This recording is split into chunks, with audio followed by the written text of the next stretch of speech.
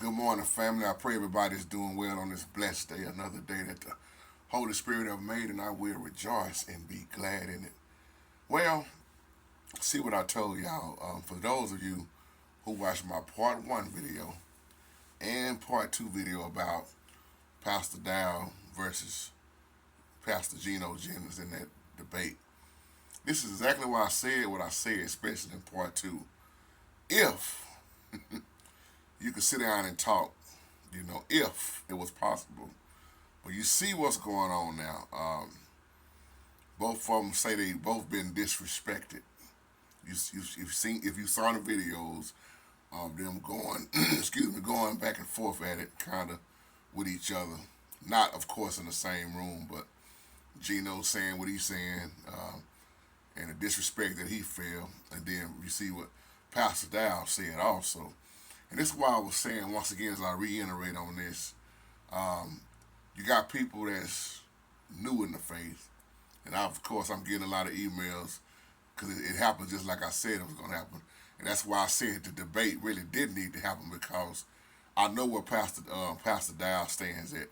And I know where Gino stands at. And that's why I was saying so much of that in the part two video. Man, if it happens, I pray it go well, but I knew it wasn't going to happen, and I knew that this was going to be the outcome of it right here. The name calling, the disrespect toward each other.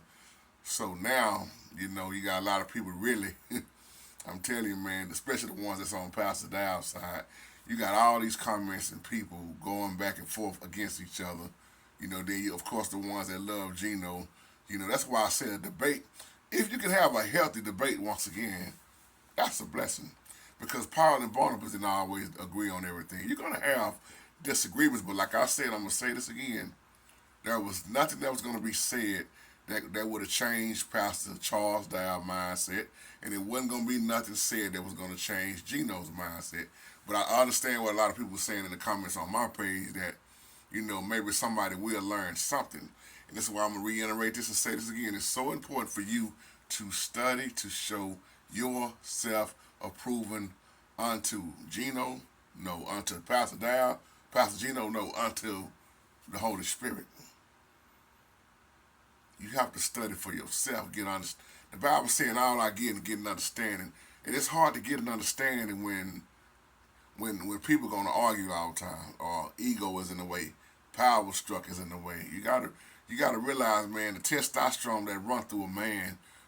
Anything can tick that man off at any given moment, because everybody gonna try to prove their point on who's right. As Pastor Dow stated in the older video, Gino say he right, Pastor Dow say he right. He said, let's come together and see who's right. So, and that's why I always say the Holy Spirit is the one that's right.